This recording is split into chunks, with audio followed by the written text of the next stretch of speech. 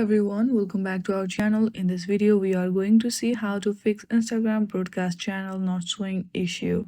To do this, first of all, go to your Instagram and then click on the human icon which is on the right corner of your screen. Then click on the top three lines. From there, you go into the setting and privacy. From there, select account types and tools. From there, switch to personal account. Once you have switched to personal account, your broadcast channel not showing issue might have gone.